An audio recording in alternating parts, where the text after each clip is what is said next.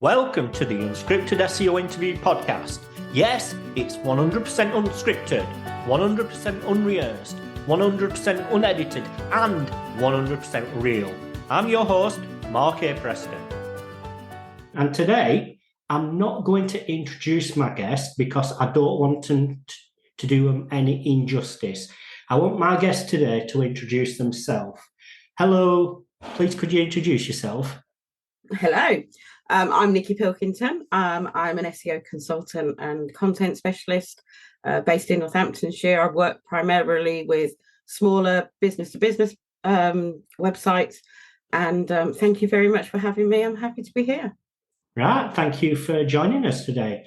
Now, for the people who's listening and watching this, who doesn't know who you are or your background or anything, please could you give us a whirlwind tour of when you started in the industry to where you are now? Obviously, not in detail, just whip through it.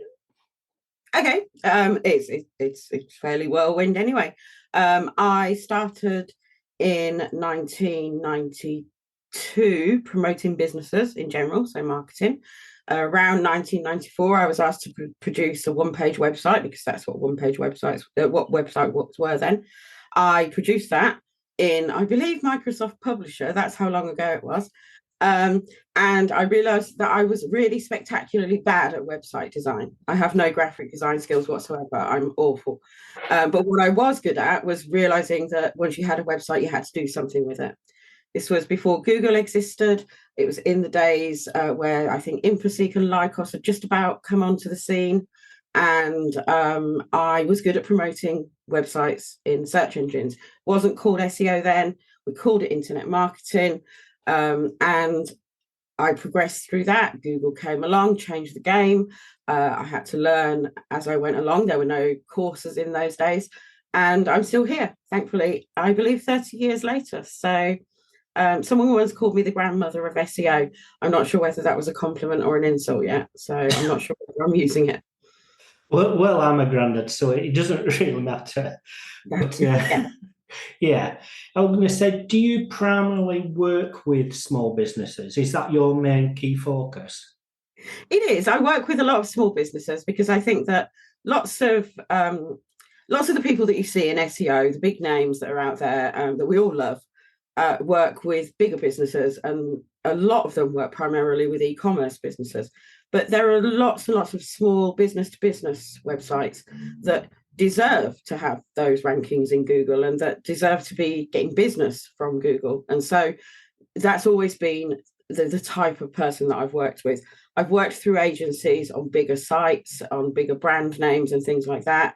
But as a freelancer, I like working with small businesses. I like making that difference because it does make a lot of difference to a small business. It certainly does. I mean, I've worked with lots of small businesses over the years, and just the way I see it, it's not just about money in the pocket. You're making a real difference to the people that work in that business, making a real impact positively to their lives. But when you're working with these small businesses, what sort of challenges do you face? Working with small business compared to a brand that everybody knows? Well, there's quite a lot of differences, as you know. I mean, when you work with a bigger brand, you've probably got a marketing department that understand SEO and the value that it has. And you can talk to them about the different things and they'll understand why you need to do that. When you work with a smaller business, it's often one person or a really small team. And they don't necessarily understand the value that things can bring, and they see things as very black and white. So what I find with small businesses is, for example, if you take solicitors, for example, they want to be number one for solicitors. And we all know it's pointless being number one for solicitors, because if I'm in Yorkshire and I want a solicitor in Yorkshire and you're in Northants, then there's no point in that. So it becomes more localized and thinking about different search phrases. And that is a fight with a lot of small businesses, is that they think they want to be number one for copywriter or web designer or architect or accountant. And they don't think about the longer tail search phrases, so small business accountant, portfolio websites, that kind of thing. So that's a bit more of a challenge. And then, of course, the challenge with a small business is always going to be budget. They don't have the budget to throw at this type of thing. Yeah, it is, because it's over the years I've seen so many people complaining about businesses not having the budget. Oh well, can't do it with this, can't do it with that. But realistically, that's how much they have, and it's not that they want cheap. It's just that they can't afford anything else. So, No. but I mean, working with these businesses, there's always something you can do to create a positive impact. Do you agree? Yeah, absolutely. And I speak to businesses all the time that I'll give them my day rate, and they'll say, look, I can't afford that. And like you say, they're not being funny about it. They're not saying that because they don't want to spend the money. They're saying that because that's just not in their budget. And they have all the other overheads of running a small business. So I'll often offer things such as I do one-to-one sessions where I teach them the few little things that they can do to change their website for the better, and the things that they can help, that can help them. I run a load of free courses, and I always have done, because that's how I learn.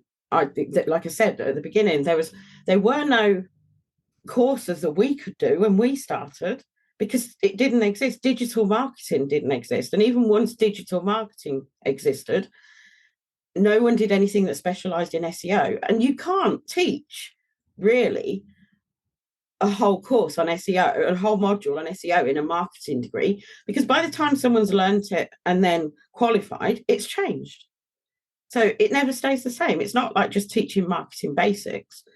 So I often run email courses where I send emails to people. An automated email goes out once a day, once a week, whatever, and says, this is what you need to do. And those are the things that people can do for themselves. And there's always something that someone can do for their own website. In this day and age, we have WordPress and Wix and Squarespace and all the websites that you can change things yourself, and you can learn to do the little bits. And, I learned how to do it. I just decided to specialize in it. So any small business can learn how to do their own very basic SEO. And I'm a big champion of people having the tools to do things for themselves. Yeah. Do you think that theoretically they are, if they have the knowledge and the sort of tool set that goes along with this, because they understand their customers inside out, they understand all the challenges inside out, they understand every tiny detail about the business. I've seen some massive impacts from a small business point of view with businesses doing things themselves. Obviously, with somebody like yourself guiding them along the way, just to be there when they need a bit of advice. But theoretically, to me, they have everything in their heads. They have everything there that they understand, and it's just trying to get them to go about it. Do you find that sort of mentality comes across? I think so, yeah. And I think having someone who knows that business inside out, because they own that business, they live and breathe that business, is a really good thing. Whereas for a bigger brand or a bigger business, it's just someone in the marketing department who perhaps doesn't have that. They're not as close to it. But also you've got the other side, haven't you, where sometimes they're too close and they don't always think, I don't want to say outside the box because that's a bit iffy, isn't it? But they don't think as a customer would think. And so when you speak to, I don't know, if, you speak to a website designer and they'll say, yeah, but all the people that need me are looking for things like website design in Bolton or whatever, or they're looking for a small business website design, or they're looking for this. That's what they'll be looking for. But when you actually look into it, and when you start looking into things like Google Search Console and their analytics, people aren't necessarily searching for that. They're searching for something like, I don't know, an e-commerce cart website designer, or someone that can help them set up automation, or someone that can collect leads for them, or a number of things that they provide, but they haven't thought that people are searching for that because they don't think of that. They think, I'm a web designer or I'm an accountant.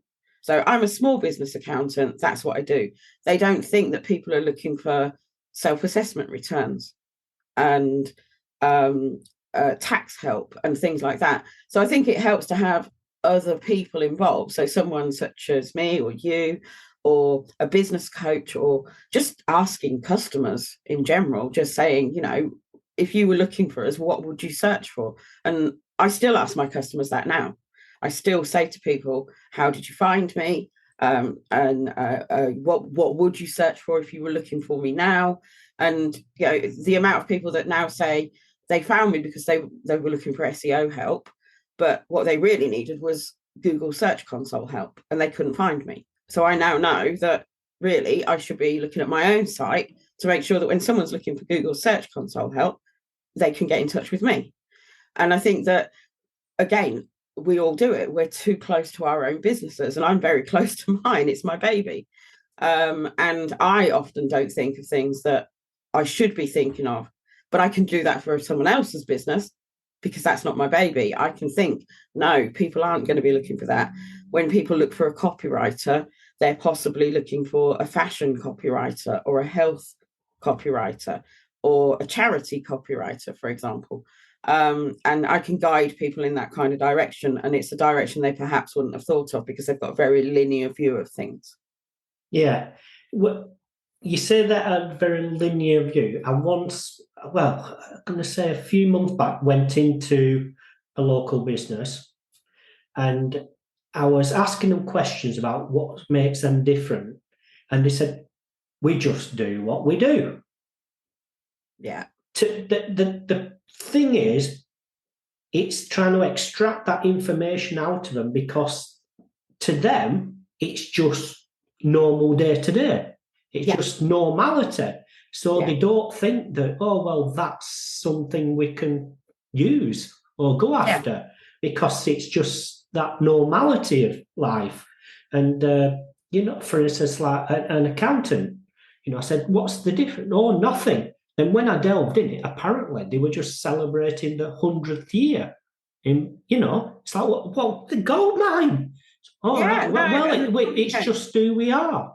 And that's the thing behind it. And I think from your perspective, how do you go about not draining, but gaining that information you need out of the small business owners?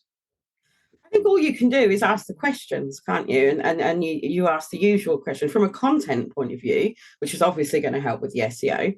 I want to know what questions their clients are asking them. What was the last problem that they solved for a client? What is in their help files that people are asking for help with, and why is it in their help files and their FAQs and things like that? If it's a slightly larger team, maybe they give scripts to the person that answers the phone, because they have certain questions that are asked. And those are great. That's great fodder for web content, because if people are ringing you up to ask those questions these days, they're going to be looking on the web first, because a lot of people don't want to waste time with phone calls. They want to find the answer in Google. And so I will ask them, and I have a lot of questions that I ask clients that I work with to get to the key words and the key phrases that they need to be focusing on that go beyond the things that they first think of when they think of SEO. And I think it's our job to tell them what's going to work for them, not to just do what they think is going to work for them. And even if they come to me and say, I want to be at the top of Google when someone searches for an estate agent in Bolton, then I'll go, okay, we can do that. There's nothing wrong with doing that. But let's look at some other phrases that we can work with as well, because it's not always about the most obvious things. It's about the things that you do as a business, like your client that 100 years old. That is there's so much content in that for social media, for web content, just so much stuff that they could put on their website to attract people to different different parts of it. And they probably, to them, it was just they might have some balloons outside their door and put a press release out to the local newspaper, and that's it. They've done their marketing bit for their 100 years anniversary. Because people often, especially traditional businesses, I think, they often don't think about the web. They don't think, oh, what can we do with our website? Because they've got a website. They've done that. That's ticked that box. That website's there. And they don't think, okay, how can we add content to that? How can we change that? How can we make it more attractive to customers? And every time we make our website more attractive to customers and clients and potential leads, we make it more attractive to Google. So it's a win-win situation, I think. Yeah, definitely. I think, like you say, I have spoken to lots of small business owners, and they do see things as a tick box. Yeah. In fact, some of them said, oh, well, we need SEO. Then I can tick that box. Yeah. And that's because what they've been told they need. And to them, it's about understanding, well, the difference, the impact we can make from this. Yeah. I think one of the things that I used to find a lot was definitely that tick box mentality, where they'd go, right, we've got the website. Website designers said they don't do SEO, which is fine. It's not a web designer's job. So we need an SEO person because we need to tick the next box. And they'll come and they'll say, how much is it for SEO? And that's, it's that old joke, isn't it? It depends. Because, we don't know how much it's going to be. What do you need? What do you want to achieve? What do you want your website to do for you? If you just want it to be at the top for your name, you don't need SEO, because chances are it's going to be at the top for your name, unless you've got a name that a million other people have. Like I know you have a name that other people have. I have a name that other people have. But most companies don't, they have a name and they've chosen it because it's unique. But what the mentality that I find a lot is that they think that SEO is a one-off job. It's like a web design job. The web designer will say, I've done the SEO for you. And what they mean is they've put in some title tags and some meta descriptions. Or a copywriter will say, I've done all the SEO work.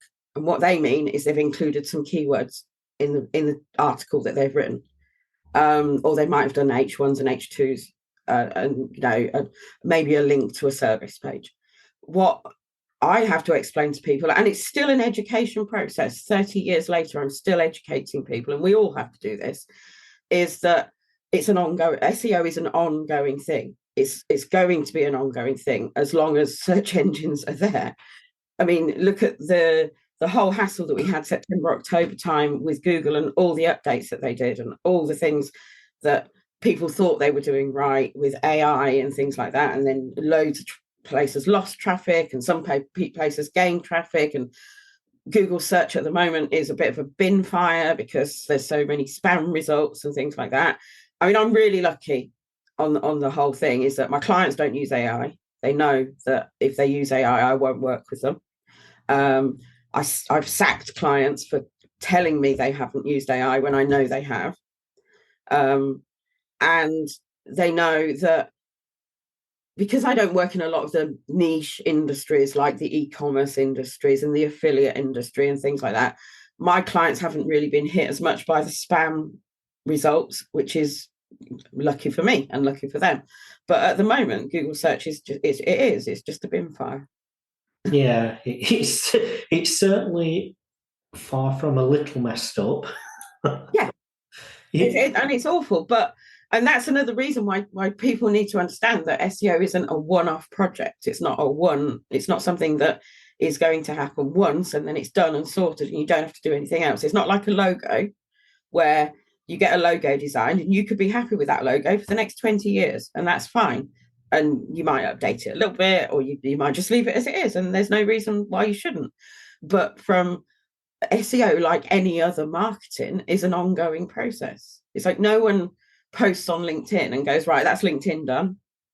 And that's once. Then they do that, let's be honest, but they shouldn't do that. So they don't say, right, I've done a post on LinkedIn, that's it, that's all I need to do. They know that it's an ongoing process, and it's the same with content, and it's the same with SEO, because things change, things need to be tested. We might put an internal linking structure into place and then go, actually, I don't think that's working because it's not working as well as we thought it would. Let's try this. We might decide that we're writing between me and the client that we're writing a certain type of content, and for whatever reason that content stops working so well, so we have to kind of pivot and do something else. So it is an ongoing thing, and that's why I like working with small businesses, because I speak to the person involved in making decisions, and if there's enough trust there, which hopefully they wouldn't be hiring me if there wasn't, then I can say, right, that didn't work, so let's try this. And like any SEO person, sometimes things don't work, and we have to change tack and change how we do things. That's just how it is. And I guess that's like any marketing. Sometimes you think like social media marketing, sometimes you think the most awesome post you've ever written is going to go viral. Everybody's going to love it, and you're going to be like cream of the crop. It's tumbleweed, and then you'll just post some random off the cuff little video or something like that, and it goes mad. And it's just an ongoing thing, hoping that if we hit enough of those okay mediocre type things, we'll keep on hitting the higher value, bringing in the client things. Yeah, I think we have to test things out of the ordinary, for businesses. As long as, obviously, it's not going to create any massive negative impact. Course, there's a line between testing things, to create a positive impact, and testing things that might generate a negative impact if it don't work. So what's your thinking behind that when you go to a client and think, I have this idea for you, we can test it? What's your thinking behind, well, I know it's not going to create a negative impact, but let's see if it'll create a positive impact? I mean, it's very rare that I test things on clients that I haven't tested on my own website. Because if I'm not prepared to take the risk with my own website, why should I take the risk with a site that someone is paying me to make the most of? And there are things that we all know are going to help SEO, and the usual basic things are all going to help SEO. Content clusters are going to help. Internal linking is going to help. But a classic one was recently, I had a lot of clients that came to me and said, we need author bylines. We've read on Twitter that author bylines are good for SEO. And I said the same thing to everyone. I said, they're not going to be a ranking factor, but they're good for trust. They're good for user experience. So yeah, let's do it. And then I did all that for lots of clients. And then I had the same clients that come back to me because they've now read on Twitter that John Muller's said, author bylines aren't a ranking factor. And we know that. We already knew that. I don't understand why there's such an uproar about it. We already knew that. And so all of these sites, and including some of my clients, are like, right, take them off. And when you work for a bigger brand, I think you just go, you try and fight your corner, because they are good for user experience and trust, and they do help Google follow links. So internal linking, they're really good for. But when you work for a bigger customer, sometimes you just go, okay, look, I'll just take them off. If that's what you want, we'll take them off. When you work for a smaller customer and you have a closer relationship, I think you can stand your ground a little bit more, and you can say, no, we're not, I don't think we should take these off. And this is why. And I was lucky that my clients do trust me, and I could get them to keep the things that I knew were good for their website, but weren't necessarily a ranking factor. But yeah, I see Twitter. I was on Twitter this morning. They're still fighting over that one. But you've got to love SEO Twitter. Oh dear, me. Yeah, I have over the time quite a few clients. Whenever there's anything said, they'll contact me and say, "Oh, I've heard this," but they will ask me, "Well, what do you think about it?" They won't just say, "Oh, I've read this, then we should do it because they said so." They say, well, because at the end of the day, they work with people like you and me for that advice. Yeah. To guide them in the right direction. But, from obviously an SEO point of view, we can dissect the information that's out there. But from a business owner's point of view, like you've just explained there, it can be very, very confusing when everyone's saying all this stuff about things. Yeah. So from their perspective, I mean, how should they approach all this bombardment of information that's out there? It's so difficult. I think it's really, really difficult because we have to understand that most people aren't like us. They don't live and breathe this stuff. This is just a part of what they read about marketing their business. And some clients never read anything, not interested. That's what they pay me for. It's my job to go out and find out what's working. And if there's something new, they appreciate that I'll tell them about it. And other clients will come to me with everything. Like, do I need to be doing this? Do I need to be doing that? Oh, I've just heard that meta descriptions aren't a ranking factor. Why do I need meta descriptions? And I've just heard that if you use AI, as long as you change it a bit and say that it was AI, it's okay, you can use it. So I think we should just use AI to write all our content now. And it's my job to explain to them that yes, they can do that, because as a business owner, that is their right. They run their business, but they come to me to tell them what I think is and isn't a good thing. And I will tell them, and I am quite blunt. I do say everything, as it is. And I will say, no, seriously, do not go and use AI and change it a bit, because your copy's going to be rubbish and no one wants that. And you're not writing just for Google, you're writing for your reader. And at the end of the day, getting high search engine listings is awesome, but getting clients is more awesome, and getting inquiries and leads. And I think that if you can develop a really good relationship with your clients and potential clients and just people that know you, they trust you and they trust what you say. And we have a duty to make sure that all of those, and I call them the SEO bros on Twitter, and I'm guessing on Threads now, I don't spend as much time on there, but on LinkedIn, definitely, that are throwing out this information. They're throwing out the use AI, you've got to do this, you've got to do that. At the end of the day, I'm trusted when I say, no, you don't have to do that. You need to know the SEO basics, and that's what you need to know. And once you know those, then you expand from there. And all these new things that come along that people say is the next, the best thing since sliced bread. I think it was May last year, the whole ChatGPT thing went crazy, and loads of people were like, oh, I can create things with AI and it's going to be fantastic and I'm going to be great. And then that was all nipped in the bud, and Google went and got rid of loads of AI content. And then they said they changed their guidelines to say it had to be reviewed by a person. So then everybody went, well, as long as I read it and change a few words, then it'll be great. And it needs someone like us that can sit there and say, do you know what? It might work. And it possibly, it will work short term for your search engine rankings. And you'll have some great vanity stats. They'll be awesome. You'll be number one for loads of things. You'll be on the front page. You'll get loads of visits. But also, let's not forget, when you get those loads of visits, that content is a pile of rubbish. And your bounce rate's going to go up. No one's going to get to read that call to action that you've tacked on to the end, because that's a human's looked at it.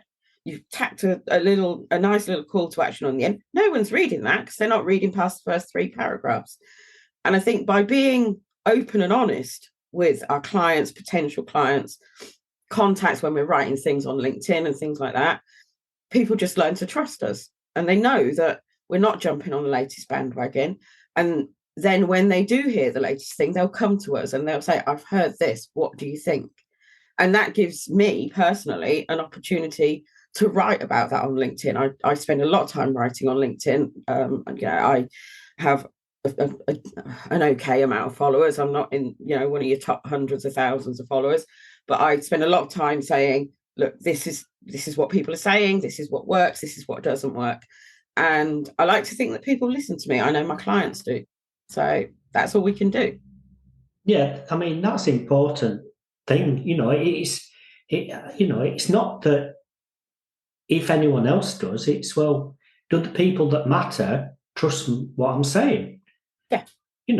So when you go down the whole AI infrastructure and everything's blown up and everyone's posting case studies and everything about it, I mean, what's inside your head about it? Oh my goodness. Am I allowed to swear on this? I don't know. Will people be really offended if I say I Go often on. just think what a load of bollocks? Because seriously, often these people, and there's a classic one that came up a month or so, maybe a couple of months ago, where a guy posted that he's stolen loads of traffic. Oh, yeah. And he's a well-known guy on LinkedIn, and I'm not going to name him because I don't want to be honest. But he posted that he'd stolen loads of traffic from another website. He posted screen grabs, and he was basically promoting an AI tool that he has shares in or is a co-founder of or something like that. And people went mad for it. There were two sides of it. There were all the good SEOs that were saying, oh my God, this is awful. You can't do this. You can't promote that this is a good way to do things. And then there were all the niche and affiliate site SEOs going, oh my God, this is great. This is the way I'm going to do things. I'm just going to steal loads of traffic from somewhere else. And then someone else found out the site that the traffic was stolen from. And it wasn't, when they say stolen, all he means is that he got better rankings than that person and people came to his website rather than someone else's website. And do you know what? It was an awesome marketing technique. It was absolutely, I take my hat off to him. It was brilliant because we were all talking about him for weeks. Everybody was talking the ins and outs. There were articles written about it, and everything pointed back to him and promoted his AI tool that could generate bulk AI articles. But at the end of the day, anything, and we all know this, and everyone knows that if something looks too good to be true, it is. And that kind of thing is, I've got no doubt he took that traffic from a competitor. I have no doubt that bulk AI articles will get you really good listings in Google really quickly, and that you will get some traffic from that. And if you have affiliate links or something like AdSense on your site, where you make money from adverts, then you're going to make a bit of money from it, and well done, and that's great. And then when it stops working, you'll probably just open up a new site and do that again. But the thing is that those people can do that because those niche affiliate type sites, they are throwaway sites for a reason, because they work until they don't.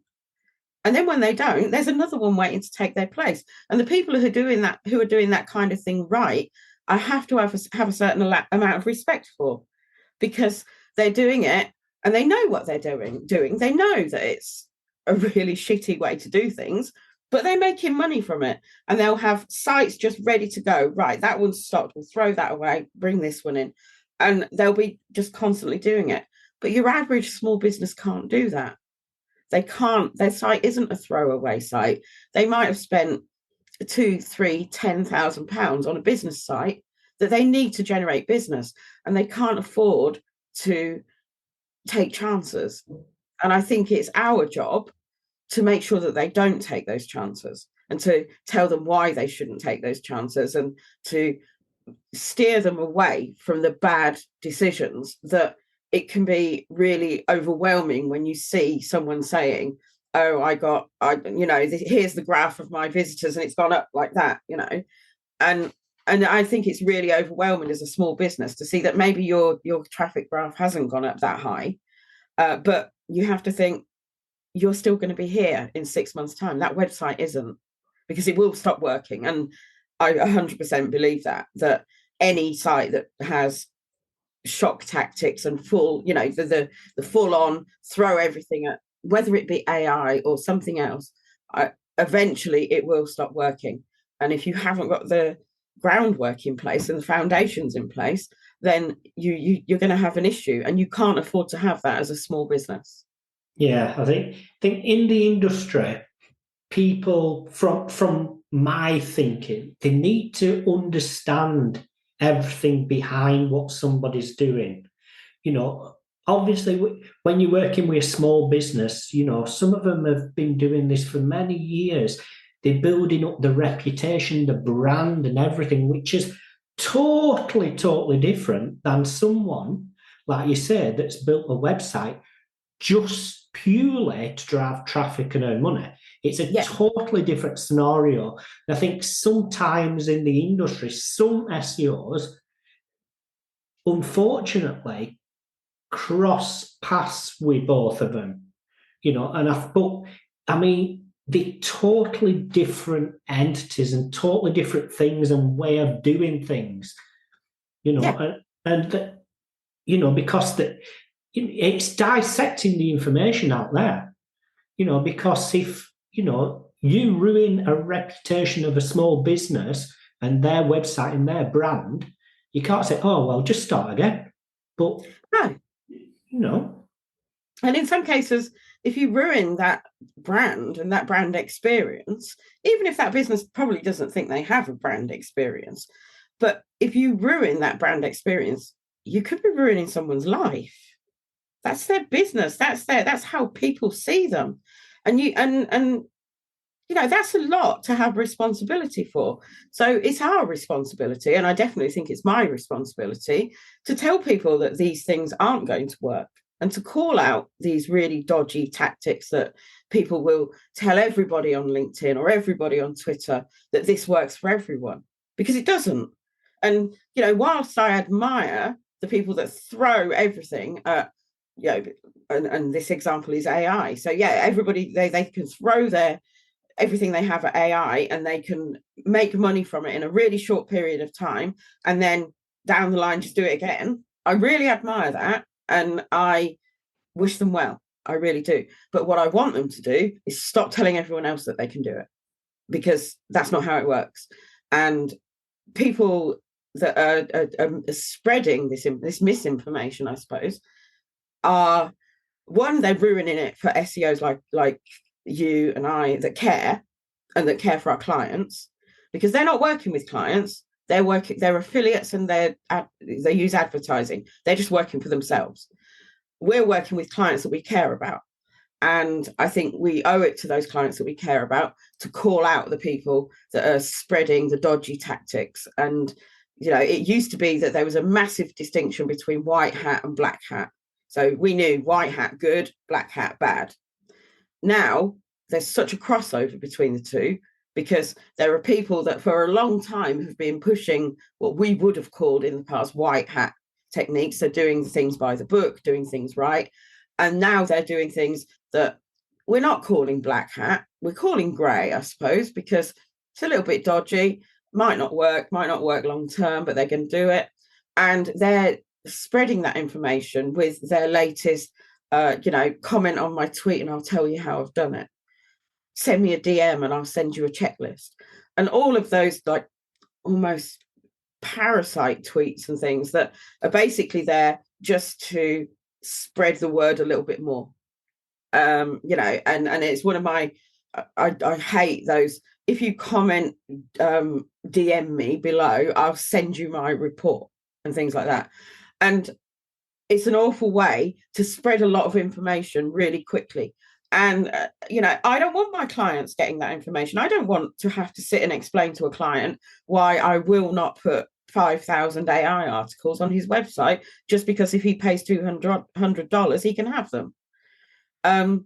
So I just think that we owe it to all of the people that want to do SEO properly. And that includes as well, let's not forget, new people getting into SEO who are going to learn from the things that people who have done it can put out there. I think we owe it to them all to call out the bad techniques for what they are.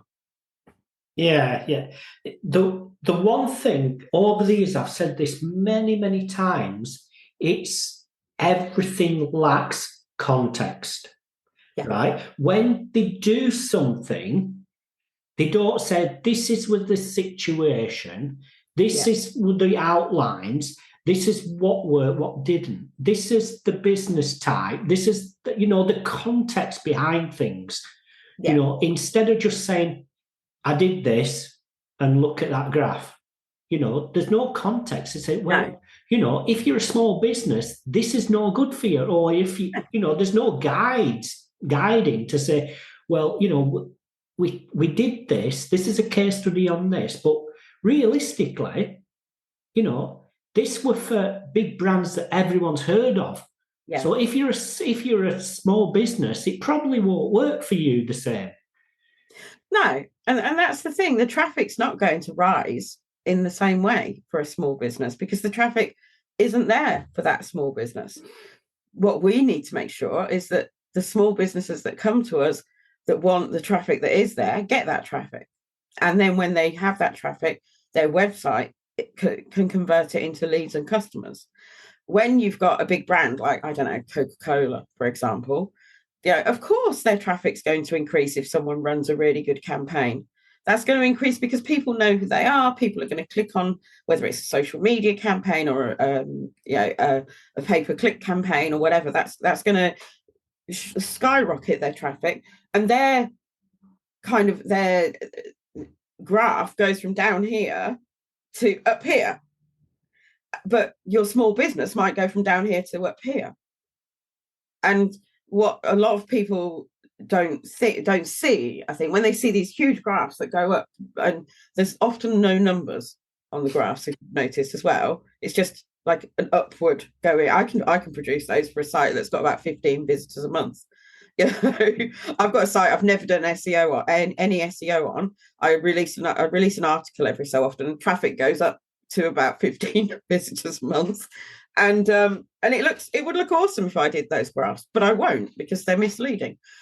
But for a small business, the graph doesn't have to be a steep rise in the amount of traffic they have to make a big difference, because they don't want hundreds and hundreds of clients a lot of the time because they can't cope with that. They want enough clients to keep their business going.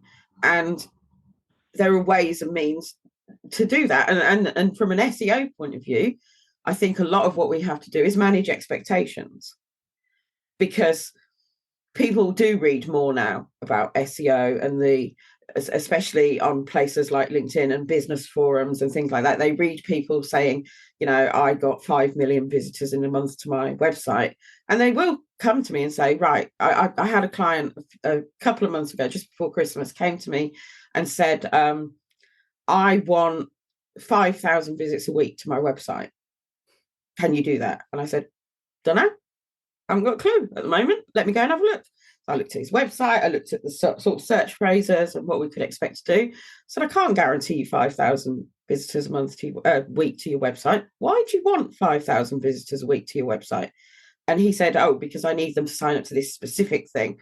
And I need 1,000 to sign up to this. And these are the figures that I've worked out. And I need this many visitors.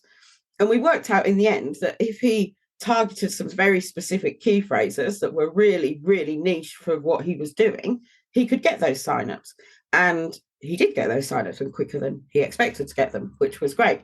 But I did manage his expectations right from the beginning and said, I'm not going to guarantee that you'll get 5,000 visitors a week.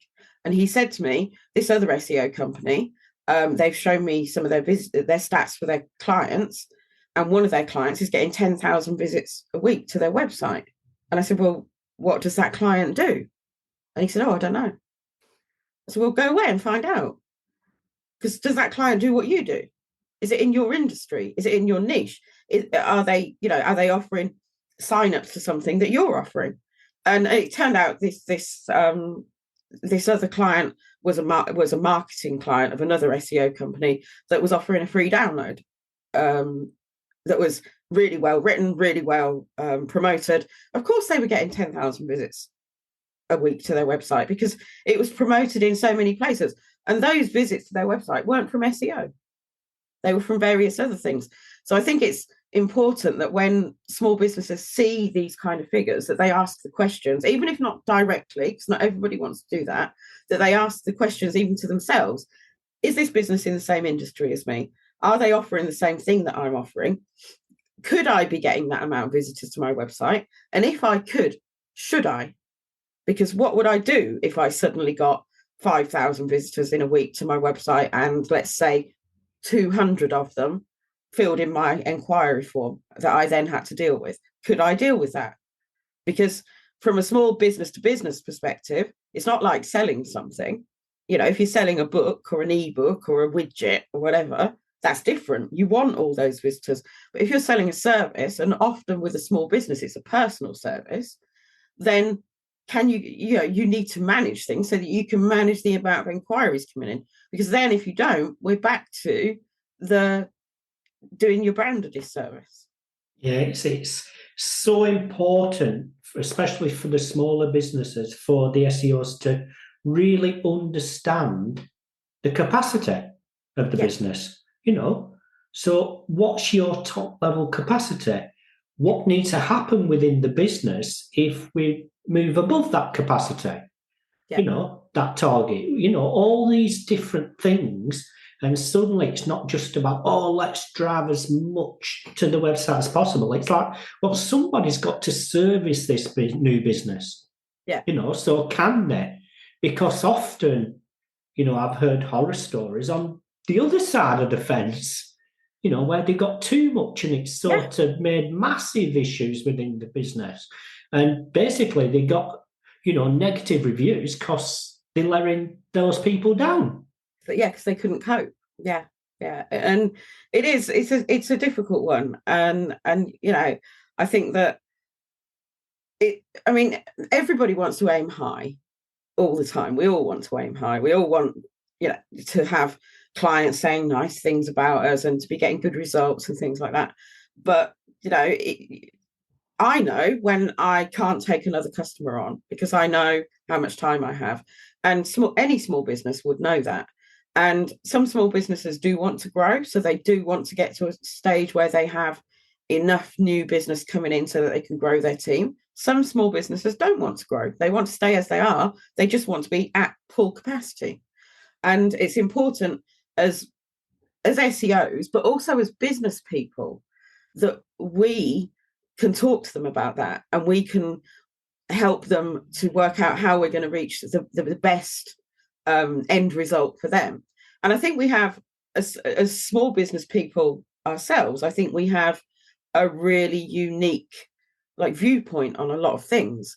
And we understand a business from an SEO point of view, but we also understand it from a business point of view. And I think that's what a freelance SEO person has that maybe a bigger agency doesn't have, because a bigger agency, I'm not knocking bigger agencies at all. I work for quite a few, and some of them are absolutely amazing and do really good things in lots of different disciplines. But often you will have the SEO person who is an employee and doesn't understand anything from a business point of view, because there is an employee mentality and a business owner mentality. And I like to think that when I think about my clients, I think about their business as well as their SEO. And I'm sure you're the same, and lots of other freelance SEOs and SEO people that I talk to are the same. And I think it's a unique thing that a smaller business can get from a smaller business SEO. Yeah, definitely. I mean, as a trainer myself, I've been in agencies and in house teams, you know, and often I talk to the team about the business side of things. Yeah. You know, do you understand the businesses you're working on, the business impacts? You know, what is it about that business? And just to give them, it's not, for me, when I train people, SEOs, it's not about how to create a canonical tag or how to do this. It's more understanding the mindset and the bubble, in effect. What you're doing. Do you know what impact you're making? And all this side of it, I think it's so important. And I do believe in some cases, not all cases, that there's a big disconnection there. Yeah, I think there is. And I think that it goes both ways. There's a disconnection from the SEO going in, and their job is SEO, and that's what they do. And their job is literally to get these search phrases to the top of that search engine. And that's what they do. And they haven't thought about the business side. And from the other side, you've got the business person who thinks that they need to be top of the search engines for this search phrase, and that's what it's going to do. And they haven't thought about how it's going to affect the business, because they just think, oh, it's just marketing. It's just like writing a post on LinkedIn, or writing a social media post on Instagram, or recording a TikTok video, or whatever. And they don't understand that all of those things are marketing, and all of those things can do really good things for your business. But if you get Google right, Google can make such a difference to your business that you have to be prepared to know what that's going to change, and what you're going to achieve from that, and what systems you're going to have in place. If suddenly you become, what happens if you've never had an inquiry from Google, but suddenly someone searched for, I don't know, green architect in London, and you're at number one, and you've got all these inquiries. What are you going to do? How are you going to deal with them? And I ask clients that question a lot when they come to me with, search phrases that I know are going to generate a lot of inquiries, and I know that I can get onto the front page of Google, and I know it'll be quite quick to do that.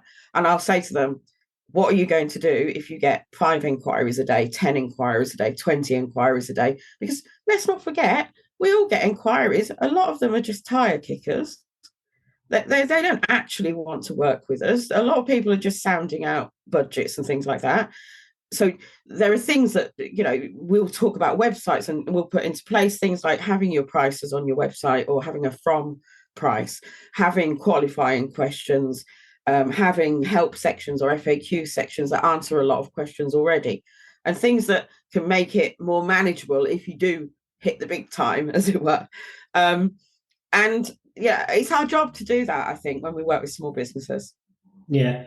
Now, something I've often thought about myself is, if there is an SEO person and all they've done all the career is work on big budget, big brand sites, could they move straight into like working with a small business?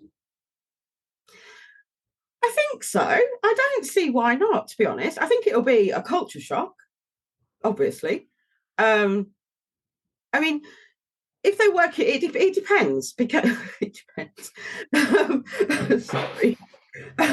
Because, if they're working purely on SEO, so the big budget is spent on time, then yes, they can, because the principles are going to be the same. They just have to change their mindset slightly about how quickly they achieve things, what they want to achieve, and maybe they can move out into some other things like creating more content and things like that. If that budget has been spent on other things to back up SEO, like pay-per-click or social ads or whatever, or paid sponsored type things, then no, they're going to find it difficult, because they when they move to the small business, they haven't got that budget, and they're purely working on SEO. But the principles of SEO don't change. The basics don't change.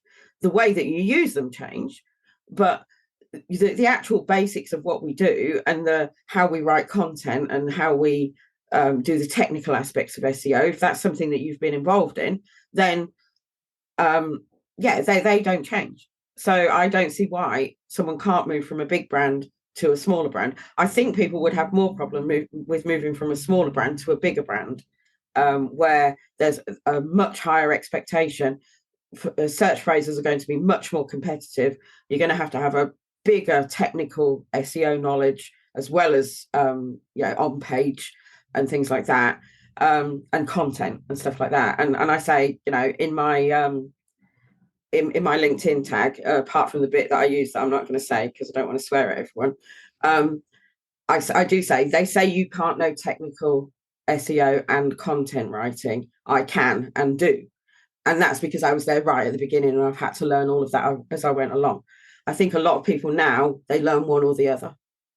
And it takes the two together to work together to make sure that both sides are covered. So moving from a big brand to a smaller brand, I think it'll be a culture shock, but I think it can be done. Yeah, definitely. Now, as time is rocking on, I want to ask you, is there anything you think the audience needs to know or hear that we haven't already spoken about? I don't think so. I think we've covered most things, haven't we? We've covered business side of things. I think they just need to know that things change. Like Google changes. Even if you don't know that Google's changing, Google changes. I speak to people all the time that don't know that there was a helpful content update, for example. And as SEOs, we have to know that. We have to know that the clients don't keep up with things like we do. So when they come to us and say, oh, my traffic dropped, you can't just go, oh, well, that'll be because of the helpful content update, because you haven't told them about it and they don't know. And I think it's our job to keep our clients updated on everything. Yeah. And on that basis, what conversations would you like to have and where could people find you? I would like to talk to people who want to have maybe a one-to-one on the basics of SEO that they can put into place themselves without committing to an ongoing budget, and just so that I can help them. We can talk about their website and give them the tools to do a few things themselves, and then they can make the decision on whether they want to pay someone. You can find me on LinkedIn, just search for Nikki Pilkington, or you can find me at nikki-pilkington.com. Wonderful. Well, Nikki, many, many thanks for joining me on this at such short notice. That's okay. But it's been absolute pleasure. It's been lovely. Thank you so much for having me.